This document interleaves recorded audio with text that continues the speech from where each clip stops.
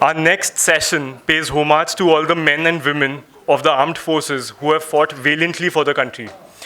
We have Lieutenant General Satish Dua in conversation with Dr. Sunaina Jain. Lieutenant General Satish Dua, PVSM, UYSM, SM, VSM, retired as the Chief of Integrated Defense Staff. A counter-terrorism specialist, General Dua was the corps commander in Srinagar who planned and executed the surgical strikes in Kashmir in response to the terror attack at Uri.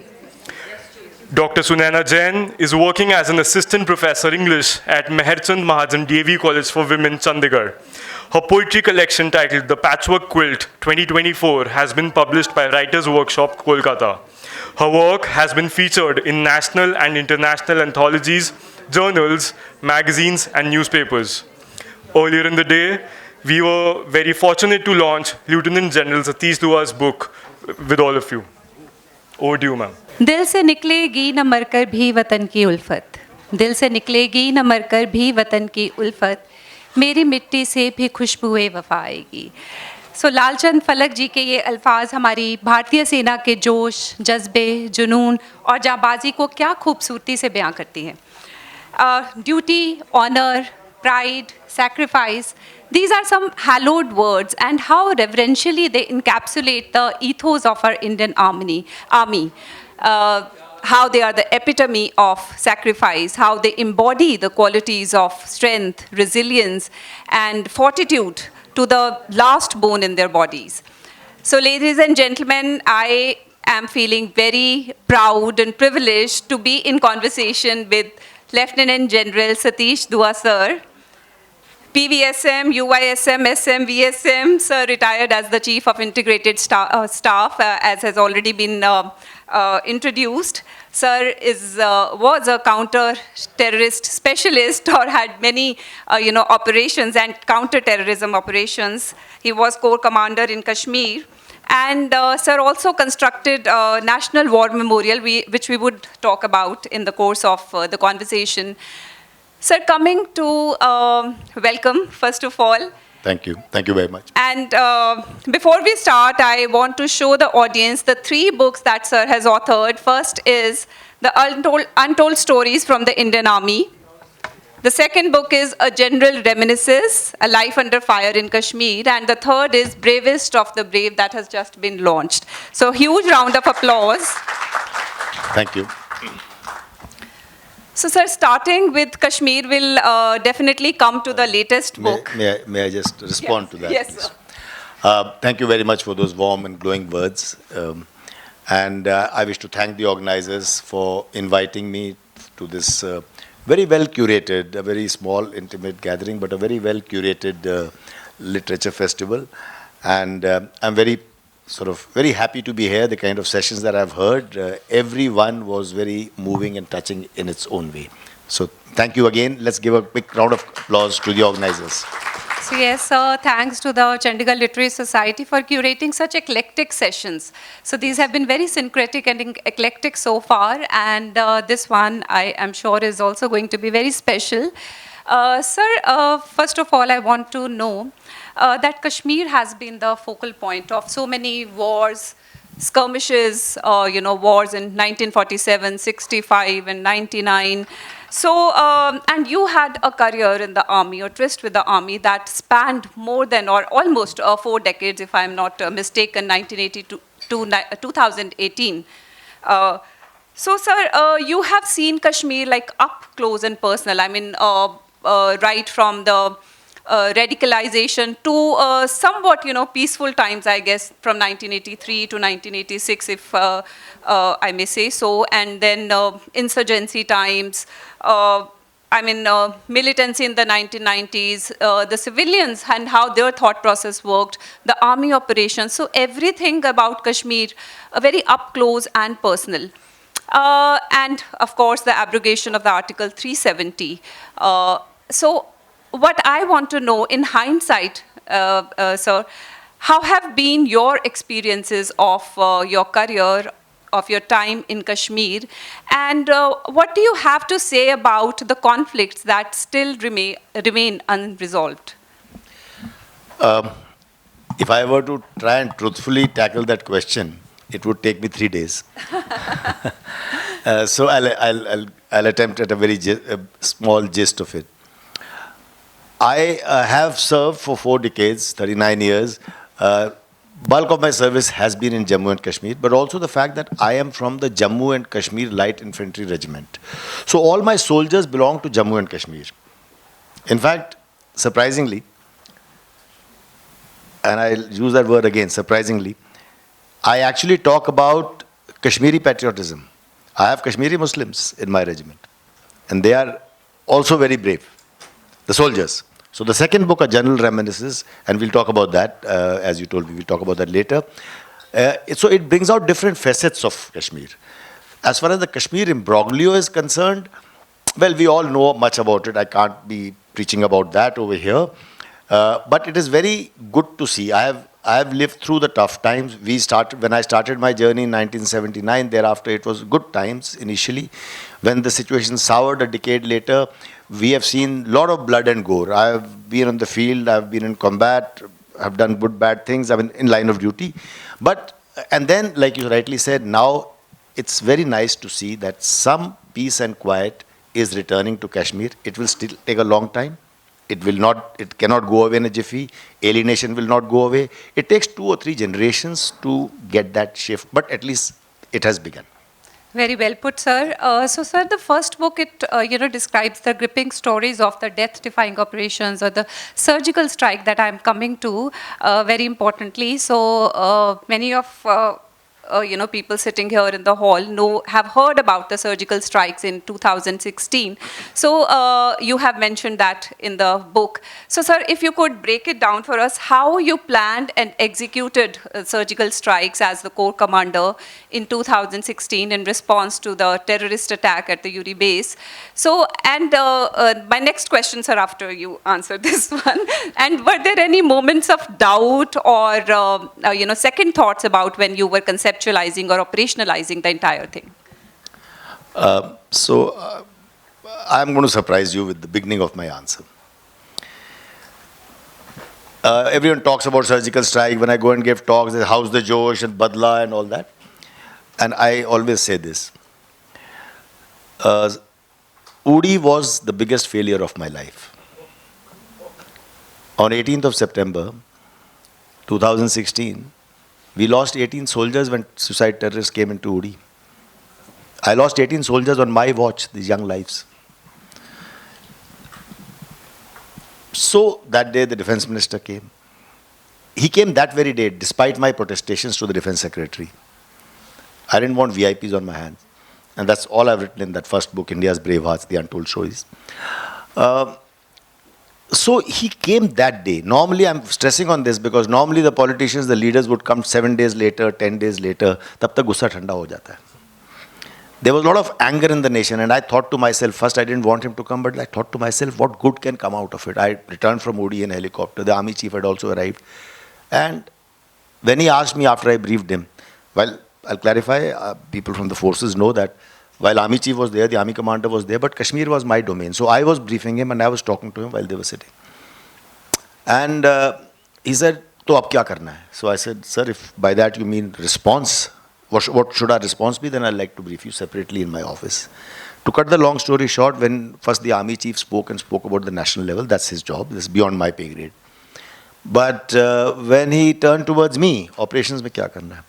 Then I told him this, ki they always send terrorists, they kill our citizens, they kill our soldiers, they mutilate our bodies and go away. We don't have terrorists to send across. We'll do something which has never been done before. And actually, we turned that mood of the nation was anger. The soldiers wanted revenge. The leadership was agitated. Please remember, a few months before that, Pathankot air base attack had happened, and such like things were happening, and we had no answers. So when I suggested this, recommended ki ye karenge, I obviously can't divulge details, but we'll go across, we'll hit terrorist camps, we know their locations, and we'll come back. I thought he will say, I'll discuss with the Prime Minister and get back, but he gave me the permission then and there, after thinking for a few minutes, asking me some questions that I cannot disclose. And I was surprised. Now my army chief was sitting there, the permission had been given in front of my army chief, so I didn't have to, like the lady before me was speaking about it, I didn't have to run it through the bureaucracy of the army also. The permission had been given. And 10 days later, I salute the brave soldiers who did, the special forces who actually did take the risk and go across. 10 days later, 28th night, we launched it, and on 29th, and this is what I suggested to the defense minister, the Pakistanis always deny it that ये हमारे terrorists नहीं, आपके freedom fighter हैं. Whenever we give them identifications and dossiers. So we said we'll do the opposite. We'll take ownership. We'll say हमने किया है. And that's what happened next day. General Ranbir Singh came and announced to the world that we did this. So that was the difference. Sir, coming to, you are mentioning within 10 days. So was 10 days time enough to kind of, prepare for such a huge task, or is our army well prepared? I think in life there are two things. One is intent and second is capabilities. Intents can change overnight. You get a bold leader, he will suddenly give permission. But if you have not developed a capability to do something, then you can't execute it, even if suddenly the orders are given. So as far as the army is concerned, we have the capability. We continuously keep planning for it. We have intelligence, because it cannot be done in 10 days. So we have such contingencies planned. Special forces are nominated for this. They continue to do their recce. They have a complete int picture, as we call it, intelligence picture. And they know what to do. They keep practicing for it. Yeah. So it's an ongoing yes, training. so that is a capability. Intent happened on 18th of September, like I narrated just now. So that's the mating of intent and capability is two things. And that's what happened. Thank you, sir. Sir, I also want to ask you, there have been so many film representations of Kashmir issues. There have been movies like Uri and the Kashmir Files. How far do you think, or how truthful is the portrayal on screen? Is it romanticized? Is it, I'm talking about the fidelity to truth. Sorry for interrupting. Yes, I've been asked this question many times, and I always say, wo film hai. That's it. It is based on the original story, all right, but there is very little resemblance to how it happened. Yes, the broad part that we went across, we killed terrorists. So it's a loose adaptation, and it's a loose adaptation, and yes, a romanticized version also. Absolutely. All that is done. So now the fact is, Bollywood है, उन्होंने अपनी picture चलानी है, but we can't refute the fact that the movie Uri evoked very positive patriotic sentiment in the country. So that sort of a thing cannot be renounced. So the movie has its own dimension, and reality has its own dimension. Right. Thank you, sir. So coming to your second book, sir, that is a general reminiscences of a life under fire in Kashmir. So that is based on your reflections in Kashmir and your interactions with the bureaucrats, and also your experiences about the atmosphere at the LOC, the challenges, that the army faced. And I want to know about the counter-terrorism force that you've mentioned in the book, the creation, the establishment of the Rashtriya Rifles, and then the establishment of Ikhwan, a rehabilitation, task that you set up, and moving on to the territorial battalion that was later on created. People, the forces background may have heard, but let me just ask over here, how many of you heard of this word Ikhwan? Yeah. Ikhwan. IKHWAN in English, Ikhwan. All right. Ikhwan is an Arabic word for brotherhood, and its origin is in Saudi, so we'll not talk about that. That's just to explain the meaning. In 1993, we got several terrorists to surrender. Or there were some disgruntled terrorists, so we played on their, we meaning army, the government. That time Rajesh Pilot was Minister of Interior, the only one Minister of Interior we had because of the situation in J&K. So we, the government, that when I say we, I'm not talking about me, I was the major. I'm saying the state and the country and the state put together, we experimented with a new thing called Ikhwan. We got many surrendered terrorists to form a force, or shall we say a contra-rebel group, which helped the army and Rashtriya Rifles. So first in 1990 we had raised Rashtriya Rifles, which is the paramilitary force for counter-terrorism. Today it is the largest counter-terrorism force in the world, Rashtriya Rifles, with 66 battalions. So 3 years later in 1993 when we made Ikhwan, they were surrendered terrorists who were kept, who helped police, army and Rashtriya Rifles, everyone, to conduct operations against terrorists. They could generate real-time intelligence. They knew how the terrorists worked. Actually, they even knew the terrorists who were there. So, that's fetched us very good dividends. And in 1996, if J&K elections could be held, which was a turning point in Kashmir militancy, it was because of Ikhwan. Later, I'll not get into details, that things started floundering. For many things happened. Thereafter, after a decade in 2003, it was wound up. And while there are several examples of this contra-rebels in Nicaragua and South American countries, but what happened next, there is no parallel in the world. We know what happened next, and I'm coming to that. Ikhwan was wound up. Ikhwan jaise to contra-rebel, Sandinista, I can name a few other organizations in South America. What happened next is that we made an army battalion out of the surrender terrorists, which was from my regiment. A 162 TA, home and hearth. A new concept started, home and hearth. That means people from that, sons of the soil were employed who could generate intelligence. So we had terrorists forming a battalion, which was of Jackalai regiment, my regiment. And that battalion did wonders. They did an excellent job. They continue to do an excellent job till now. But as of last year, 2 years ago, most of the surrender terrorists have retired because of age.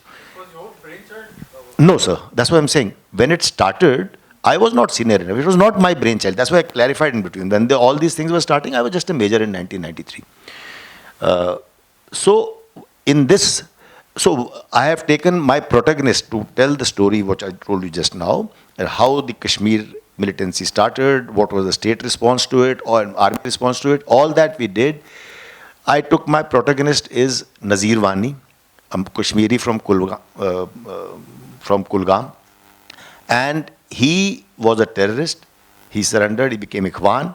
I conducted many operations. After his Ikhwan stint, he became a soldier in Territorial Army Battalion. He got 2 Sena medals, and then eventually he got Ashok Chakra in 2019 posthumously. So through his life story, I tell this entire ups and downs of militancy in Kashmir.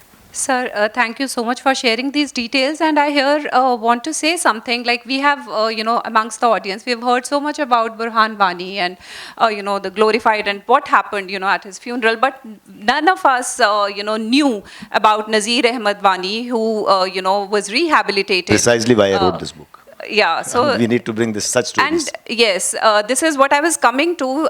If we look at Sir's first book, which comprises, general stories about the military operations, about the stories of the Bravehearts, and then Sir moves on to, telling unique stories about the soldiers who otherwise would have been relegated to the background had he not, taken this courage to come up and,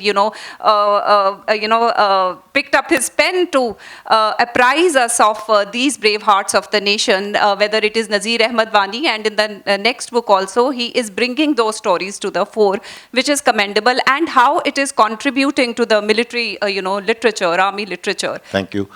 I also want to point out here that all 3 books of mine are in first person. I mean, I have written my experiences. I have been around soldiers, so I've written about soldier stories. But I was present. I was there in combat with them. So whether it was the rank of major or a colonel, and then later as a general when I was directing some operations. So, sir, do you think when you are running a parallel, there's a parallel narrative, it's from your perspective, and then, it's a biographical take on the person, Nazir Ahmad Wani or Naib Subedar Chunni Lal in the next book. How do you integrate? Are there points of convergence? Have you seen or witnessed these, stories or their life stories in person? So what happens is that essentially, for example, even in Chunni Lal's story, the next book, The Bravest of the Brave, just hold this up, please. Now, this is the book that was released day before yesterday, published by HarperCollins. Now, this is the story of, I can't say bravest soldier, all soldiers are brave, but he is the highest gallantry award winner in the Indian Army. Ashok Chakra, Veer Chakra, Sena Medal. He got his Sena Medal as a rookie, as a young soldier when he was 19 years old. In Bana Singh section, Bana Singh got Paramveer Chakra, he got the highest attack in the world at Siachen Glacier, 21,000 feet, and he got Sena Medal. Thereafter, he continued, and then he got fighting so many operations. Then eventually he got Veer Chakra in the line of control. I am from the same battalion as Bana Singh and Chunni Lal. We are from the same battalion. That time I was his commanding officer. I was in the operation myself when he got Veer Chakra. So later on he got Ashok Chakra. I had of course gone away from the battalion. You leave a battalion when you after you the rank of colonel. So I obviously cannot be present after the operations when he was there. So the other operations where I was not present, I had to sort of piece together. I have to go and interview soldiers in my battalion. I had to go to his village a couple of times to get the stories from his family, his friends, and so on and so forth. Today his son is a proud Havaldar in my battalion. So I've seen him as a boy there. That is again so appreciable. So in addition to your personal interactions, there is a lot of research involved in putting these, pieces and stories together. Yes, you are an author yourself. Even if you're writing a first-hand account in first person, there will be so many gaps that you will have to fill up. So eventually, there has to be some kind of research that goes. Exactly. Sir, I want to know, there is a phrase or there's a slogan kind of, born in battle, purified in blood. So I want you to tell our audience about briefly about the formation of Jackley Regiment, which is, I suppose, closest to your heart, and you were serving as colonel there. So all regiments of Indian Army, we are talking of infantry regiments. Infantry is the frontline fighting regiment. So all regiments, there are regimental centers, and you have recruitment, and in the recruitment rallies, soldiers are recruited, and then you are assigned or allotted regiments or battalions. My regiment, okay, let me rephrase this sentence again.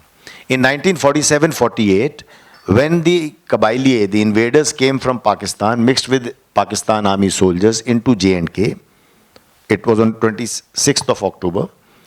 And when that happened, then many resistance groups stood up in the valley to resist them. They stood up with their own weapons.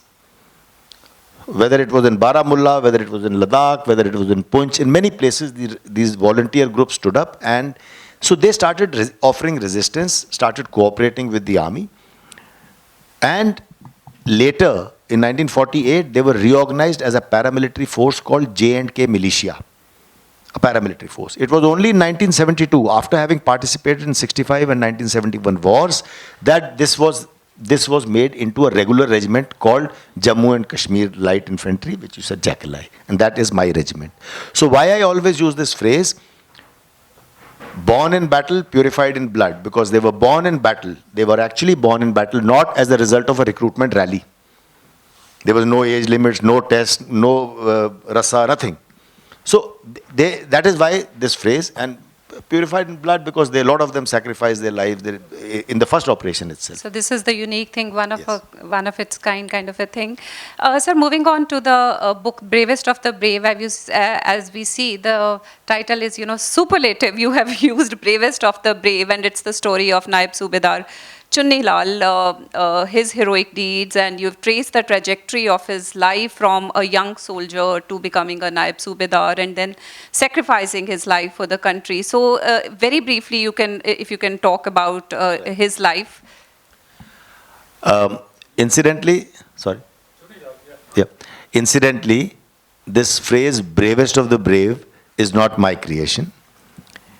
In the Indian Army, if a battalion, any unit, has two highest awards.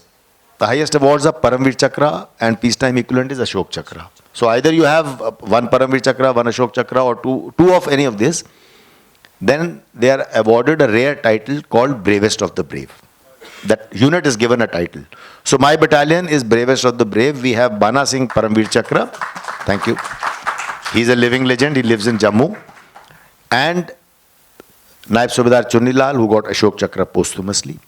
So I have used that epithet for him because, like I brought out earlier, he has the highest number of gallantry medals.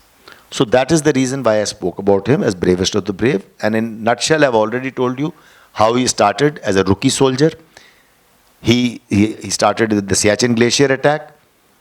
and how he continued his life. He was a great source of inspiration. I think I'll wind up with one sentence by saying that I have written this sentence, which some publishers have reproduced, saying that as commanding officer, I used to say, if Chunni is there in that operation, I felt very reassured. He was Havaldar that time. So I felt very reassured in contact with terrorists. These operations I'm talking about are counter-terrorism operations when encounters are going on with terrorists. So that was the kind of reassurance he exuded. Everyone, not only his juniors looked up to him for inspiration, even we, much senior to him, felt very inspired when he was there. Thank you, sir. Again, as I was going through the book, there are such brilliant takeaways and learnings from the book. As I was reading, I read about this activity called parade. So any organized activity in the army is called parade, and there is this letter writing parade, there is this roll call parade, and very interestingly, there's another parade, MMG parade, which does not stand for medium machine gun. I'll talk about so that. yes, please. Yeah, thank you. So, like she said, I bring this out because in the army, everything is called parade. For example, going to the mandir in the morning on Sunday is called mandir parade. Gurdwara parade. It's a fact. You may find it a little funny. I also found it funny when I went there, but it is actually called, we just call everything a parade. Roll call parade. Everything is a parade. So in my regiment, there is a very unique parade called MMG parade. Here, MMG is not medium machine gun. It is Mandir, Masjid, Gurdwara. So this is such a beautiful in lesson on inclusivity. In my regiment, in 1984, one of the Buddhijeevi, then our colonel of the regiment, General Chibbar, started this, that putting the Mandir, Masjid, since I told you we have all three religions, so Mandir, Masjid, Gurdwara, they put the Mandir, Masjid and Gurdwara under one roof. We do all the functions like that. For example, if there is a Diwali function, the Aarti will be read. But in the end, there will be 2 minutes. Granthi ji will also read out they will do the Ardas, and Maulvi ji dua bhi denge. In fact, both my sons got married with all these three Dharam Gurus. Barkha Dutt has done a show on this, my son getting married with the three Dharam Gurus. So that's the kind of atmosphere in my regiment, and we carry it in our home and hearts. That calls for another. Thank you. Which is so celebratory and inspirational. Yeah, I explained that in that book, A General Rep. And sir, also there is a repeated mention of Naam, Namak and Nishan. Ji. So how does Chunnilal's life embody these principles and values? And what do these words mean? Thank you, Sunana. Thank you for that question. That's a very good question. It's a good thing to sort of wind up also. This, in the Indian Army, I even when I talk to the corporate crowds, I always say, why do you think a soldier wants to risk his life? You know, when we are ready, when we do a march, when we come to the forming a place, when we are ready for an attack, or when we are ready to assault a terrorist hideout, you ask for volunteers. We ask for volunteers to lead. To lead, when you ask for volunteers, now everyone realizes all are equally at risk, but from the front two soldiers in the attack lineup, we call them scouts. From the front two soldiers, the chance of blowing a foot on a mine or taking a direct enemy bullet, the chances are very high, almost certain. And yet, ladies and gentlemen, we always have more volunteers to lead than we need. And why is this? I don't think a soldier really thinks of Tiranga. Sorry for sounding like that, but I'm telling you the truth. At that time when I'm in combat, I don't think mere ek biwi hai, do bacche hain. I don't think of that. Because if I start thinking, I will not move ahead. And then this comes in. A soldier fights for three things. Naam, Namak, Nishan. ये शुरू में भरा होता है सबके दिल में. We catch our soldiers very young, 16 to 17 years. I joined the NDA when I was 16 and a half, 17 years. You catch young impressionable minds, उनसे शुरू से ट्रेनिंग में, भावना में, सेंटिमेंट में ये चीज़ें भर दी होती हैं. नाम everybody understands, पलटन का नाम, वो पलटन की इज्जत के लिए लड़ता है. After all, 40,000-50,000 rupees and no bonus is no incentive to put your life at risk every day. So he does it for that naam, Paltan ka naam. Namak, every Indian understands namak ka matlab kya hai. And Nishan, apni regiment ka jhanda. So it is for naam, namak, Nishan that a soldier fights. sir, how do you portray or what do you think is the psychological and physical toll of war? I mean, does ever fear coexist with bravery? Because, of course, at the end of the day, they are also humans. Soldiers have families. So, how do you put it? I put it this way, and I explain in one of my books also. Fear is not absence of, I beg your pardon, bravery is not absence of fear. If bravery were absence of fear, it would be foolish. Because when I act fearless, then I will put my soldiers at risk. So, bravery is overcoming fear. You recognize fear, you live with it, and you overcome it. Only then you will have that degree of calculated risk in you. I mean, you have that degree of caution that is required. Otherwise, आप सबको मौत के मुंह में धकेल दोगे. Means you don't want to take a foolhardy mission. You want to ensure the soldiers' lives are at stake. Somebody asked me, you also asked me a question, and I sort of glossed over it. What was one of the moments during your surgical strike?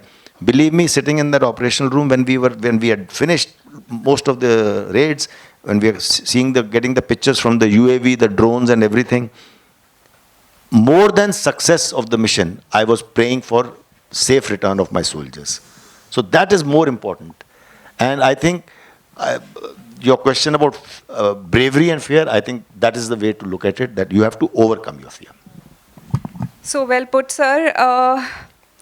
My next question, do we have time? 5 minutes. Okay. So, I am the one who has to catch the flight. If we are left with just 5 minutes, then I would really like you to give a message to the youth, and why should they be joining Army? So I do a lot of engagement with the youth. I do a lot of colleges, universities invite me. So you are a TEDx motivational speaker as well. That as well, thank you. But my message to the youth, always I end with this, and thank you for asking me this, is that we need young men and women like you in the army. So you're welcome. But for those who don't want to join the army, because not everyone wants to join the army, for those who could not join the army, because I meet several candidates, they said, I've tried SSB, I've been there 3 times, but it didn't work out, so that's fine. So my message to them is, for those who don't want to join the army or those who could not, you don't have to join the army to serve the country. When I say army, I mean Army, Navy, Air Force. I'm an army officer, so army comes to my mouth. You don't have to join the army to serve the country. You can serve the country by doing what you do to the best of your ability. Because the growth story of India, thank you, the growth story of India needs all the skill sets. I don't have to count them. We need all the skill sets that we can get. And now I'm looking at this young lady here. So, the point that I'm trying to make is we need everyone. And the last thing, if you really want to show your respect to a soldier, then be a good citizen. It is very important to be a good citizen. It's a very tough thing. To choose the harder right over the easier wrong is not easy. It's a tough thing. But if you want to respect a soldier, be a good citizen. Be a citizen worth dying for. Jai Hind. Thank you. Thank you so much. And with this, okay, we don't have time for questions. Oh, sorry. All right. Thank you so much for being such a lovely audience, for patiently listening to us. And there have been such brilliant takeaways from this session. I'm sure Sir has been a great speaker. And thank you very much for being here. Thank you, Sunaina. And for giving me the privilege of being in conversation with you. Thank you very much. Thank you. Thank you. Thank you for being a very good audience, sir. Thank you very much.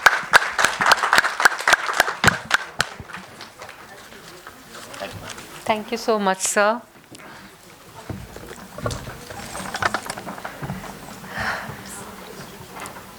I would like to thank Lieutenant General Satish Dua and Sunaina Jain for this insightful session with so many wonderful takeaways